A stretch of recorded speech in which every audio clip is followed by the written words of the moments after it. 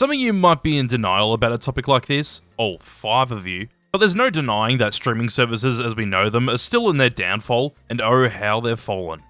Downfall's even obvious to the public due to many reasons that I want to discuss in this video. The thing you might be wondering though is how am I going to cover a topic like this? Well, the most logical way would be by talking about the most popular streaming services in their own sections, as well as some of the other less well-known streaming services. So I will do exactly that, then add a section at the end about physical media. Before I do though, check out my Patreon, you can get access to videos early, get shoutouts at the end of the videos and cool things like that. To start this whole downfall off, let's talk about the most popular streaming service out of them all, Peacock. Netflix, that's what I meant. We all know Netflix nowadays, don't we? Well yeah, since the service as it is today is by far the most popular and successful one, I have to discuss how we got here, as well as my experiences with Netflix. Let's go back to the interesting time of 1997, where you had to either go to the cinemas or your local video or rental store to watch a movie. In this year, Netflix launches a mail-based rental service, which is literally just Blockbuster but through the mail.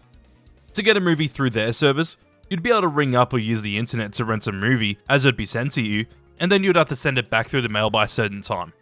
Overall, this is a neat idea for the time where you could just ring over the phone or go on the website to rent a movie, but then again, you'd lose the experience of walking into the store and picking out a movie. Anywho, the service didn't do so well as the company was losing money because of their per rental service, and decided to completely switch to a subscription service by 2000. Speaking about the year 2000 and Blockbuster, they had the opportunity to buy out the whole company for $50 million, where the CEO of Blockbuster thought it was a joke and declined. God, how that would bite him on the ass later on. Some years pass by and the company starts making yearly profits, and in 2004 they made about $49 million in profits. It'd only get better for the company when they launched their streaming service that they're known for today in 2007. They came out with a service only costing $7.99 a month, but it wasn't a massive success at first. It took a couple of years for people to decide to sign up for the service, and by 2013 Netflix had agreements with almost every studio to release their films on their service, and by 2013 Netflix had agreements with almost every studio to release their films on the service after the DVD and Blu-ray releases. We all know that it only got better from there, especially when Netflix decided to launch their own production studio, with big hits mainly with shows like House of Cards, Stranger Things, Orange is the New Black, 13 Reasons Why, and for a more recent example, Wednesday. Having exclusive content like this on a streaming service was, and probably still is, the main reason why people sign up to these subscriptions. Thinking about it, the shows I mentioned before were massive hits when they dropped, especially Stranger Things and Wednesday. So for people to watch it as it was released, they would have to go and get a Netflix subscription. Later on we'll see other companies trying to copy this, but they don't have near as much success as what Netflix has. But how is the current experience with Netflix? To put it simply, it's a shadow of its former self. There's really no beating around the bush with that fact, because as I mentioned earlier, Netflix used to have nearly everything because of the agreements the company signed with most popular film studios in 2013. But because every production studio has their own streaming service now, most of those movies are gone. It's a big problem with the service now, because when you try to search for something you might want to watch, it will probably come up as a suggestion, and that alone gets you thinking that they might have it on the service, but when you click on the suggestion, you see that they don't have it. At that point, why even have it come up as a suggestion when you don't have it in the first place? It just gets your hopes up to be then completely disappointed by the fact that it isn't available. It's probably because the content was available at some point in the service, but because Netflix likes to delete a lot of things, or has to due to other streaming services, they aren't available on Netflix anymore. Whilst talking about content not being available, I hate how some shows don't have every episode. This really infuriated me when it came to working on my Justice League video, which, check it out, the video already has over 100,000 views. The thing that really annoyed me is that Season 1's on there, but oh wait, where's Season 2? Okay, so Season 2 of Justice League isn't there.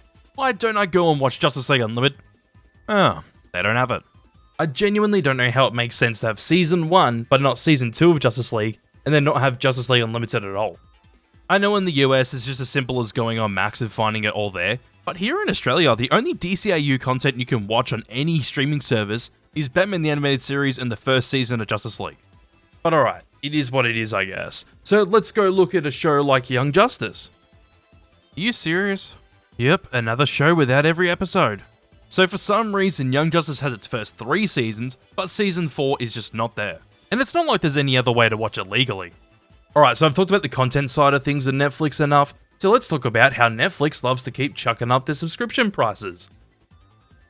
So for me and most of Australia, streaming started to get really popular around when Stranger Things started in 2016, because we only got access to Netflix the year before. If I was to get a subscription back then, the basic plan was about $8.99 Australian dollars, standard was $11.99, and then the premium plan was $14.99 a month. Not bad prices at all, but because these services want more profits, and some of them even struggle to make a profit in the first place, the prices now in 2024 are $7.99, $18.99, and $25.99. You might be thinking that the lowest plan went down $1, which, yeah, it did. But the thing I didn't mention is that this subscription has ads. So really, if you still want the old experience of paying for ad-free content, you have to go for the standard plan, which is now $18.99 a month. Another $7 a month compared to what the standard plan was in 2016. Or realistically, since the basic option was ad-free, it's an $11 a month difference. I find this to be one of the scummiest things a company can do, but to add on top of that, you can only share your account with a couple of devices. I hate this whole mentality of not allowing people to share their accounts, because realistically, you aren't going to share your account with that many people. But these companies want your money and decide, nope, only allow this amount of devices. To clarify though, it's the amount of people that can watch at the same time, with 2 being the smallest amount and 4 being the max, which is only in the premium option. To finish off my experience with Netflix, I hate how these plans limit you to the content quality. So for the first 2 plans, they're both just Full HD 1080p plans, but if you want to watch anything in 4K or with HDR, you have to go for the premium plan. There are no other ways around it at all. I will say I find it kind of pointless to pay for the 4K subscription because these videos are compressed down quite a lot anyways. With Netflix out of the way, let's talk about their biggest rival that popped up in 2019. Oh boy! God, that's been a long time since I've done that. So of course Disney had to get into the picture of the streaming world since they saw the dollar signs that Netflix were cashing in during the mid to late 2010s. When Disney saw that there was money to be made, they launched Disney Plus on the 12th of November in 2019. And to be honest, I probably have the most experience with Disney Plus. Why is that though? Well, because Disney owns fucking everything, and admittedly there's a lot of content in the platform because the company owns absolutely everything. On top of that, the prices were very similar to Netflix at the time, with their base plan being $11.99 a month, and their premium plan being about $15.99 a month, basically allowing for more accounts in your Disney Plus account. Since 2019, both plans have gone up about $2 a month, which is still cheaper than Netflix, because if you want an ad-free experience, then you have to pay at least $18.99. But for Disney Plus, it's $13.99 with a much better movie selection too. Just look at this selection, there are so many movies, and most Disney movies are on here as well. Also, I don't know if it's just me, but I prefer how Disney Plus looks over Netflix. The overall design is much nicer, and it actually looks more simple and straightforward compared to Netflix, and in my opinion, the suggestions you get on here are much better, and more likely to be things that you actually want to watch compared to Netflix. With that, Disney obviously tried to copy Netflix by having their own exclusive shows, and straight out of the gates, they came in with a slam dunk with The Mandalorian. What else is there to say that this show that no one else has said? It's just an awesome Star Wars show that barely had anything to do with the extended universe. Until it did in seasons 2 and 3. Even with that aside, we got the final season of Clone Wars, which was mostly really good, besides from episodes 5 to 8, which were basically pointless. From that final season though, we got the Bad Batch, which I enjoyed the first season, but I've got to watch the other 2. Even though Disney Plus started off really well with its exclusive shows, they just started shitting out what felt like a show every week with things like WandaVision, The Falcon and Winter Soldier, Loki, What If, Hawkeye, god who the hell remembers that? Moon Knight, Miss Marvel, She-Hulk, Obi-Wan Kenobi, The Book of Boba Fett, Willow, Secret Invasion, Ahsoka, The Acolyte, Echo, and so many others that aren't even part of the MCU or Star Wars universes. Even with that aside, I really never thought that I would be praising Disney, but Disney Plus is better than Netflix. Sure, it still has some of the same issues, such as the video quality being pretty average, some exclusive content feeling rushed and whatnot, but as a streaming service goes, I reckon that Disney Plus is the best out of the lot, even though their exclusive content has kinda gotten worse overall. Well damn, there are many other streaming services besides from Netflix and Disney Plus, but they're the main 2 that actually make a profit.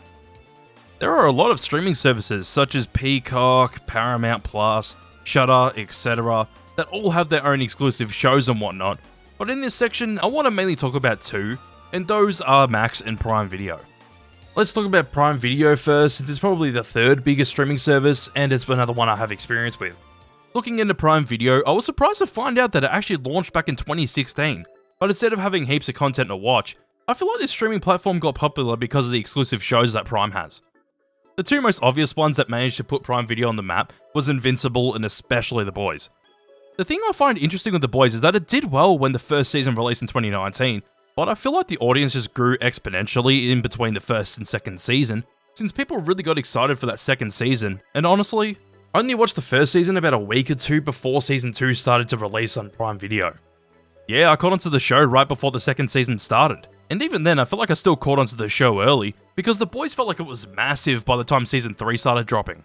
I'll eventually talk about the show in full, so I don't want to talk too much about the show itself, but with the show's success, it also gave Amazon the opportunity to make another superhero show by the name of...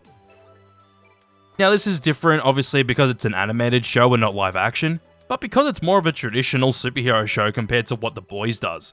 Sure, it's still not a completely normal superhero show because of different and interesting things that happen, but this show managed to have the same effect that The Boys did for Prime Video, because people got hooked after that first episode. Thanks to the last few minutes of that episode. It was really well done, because most people watching this show, including myself, never read the comics, so we never expected a big twist like this to happen in the first episode. And hey, that one scene alone at the end of the first episode really set the standard for the rest of the season. Sure, Prime Video has two great shows of The Boys and Invincible, but I'm gonna be real with you all. Most of the other exclusive content doesn't look that interesting to me besides from Gen V, which is a spin-off of The Boys. Like, who the hell wants to watch Sausage Party Foodtopia? I'm sure that they do have some other good exclusive content, but I will say that the movie selection besides from the movies that you have to rent or buy is actually quite solid. But let's go from one massive company that owns a streaming service to another one, but this one likes to delete their content whenever they want to. Okay, so to talk about Warner Bros, I mainly want to talk about the reputation they've built up with their streaming service Max, since it definitely isn't a good reputation. As mentioned before, Warner Bros, as of the past few years thanks to full-time dickhead David Zaslav, has been completely wiping content of theirs from existence with the help of the streaming service Max, which was HBO Max until they just simplified it. Just why? Anywho, I won't be talking about the streaming service itself since it isn't available here in Australia and I don't have any experience with it, but instead, I want to talk about how they had the reputation of deleting content, and that content that they delete most of the time doesn't have a physical release or any other release, so it's just extinct, no one can watch it. So I want to talk about the most notable ones because there is an article from IndieWire that highlights 87 titles that got completely wiped, such as Close Enough, Final Space, Infinity Train, Mighty Magiswords, OKKO, which had both Sonic the Hedgehog and Jonathan Davis from Korn,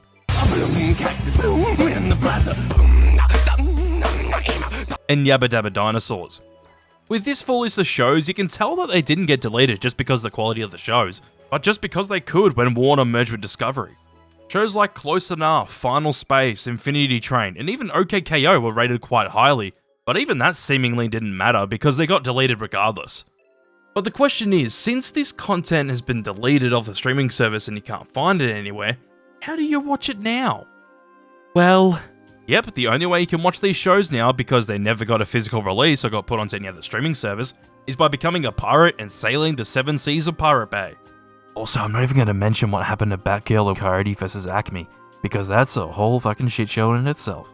If these shows all got a physical release, it would be completely fine, because people could just buy the content that got deleted. But since they were only ever available online, you'd have to do some illegal activity to watch the content again.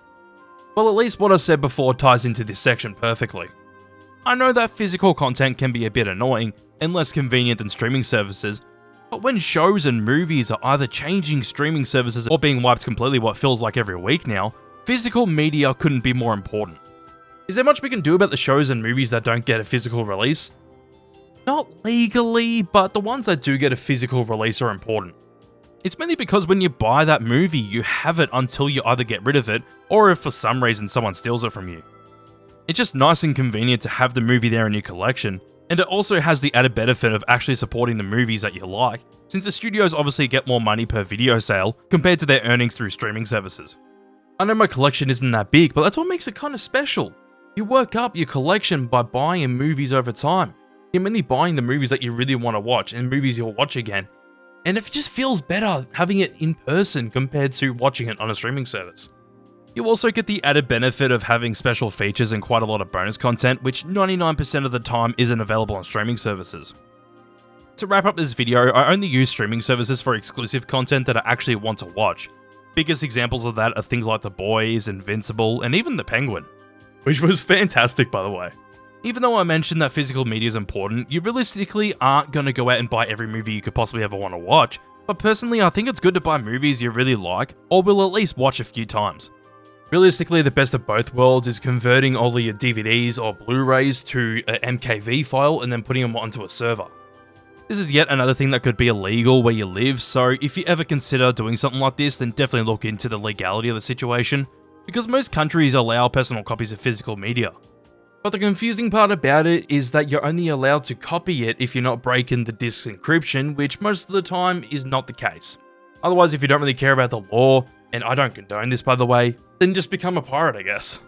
Even if you decide to break the law to either pirate content or go against your country's copyright laws, I still recommend that you should buy the movies that you really enjoy.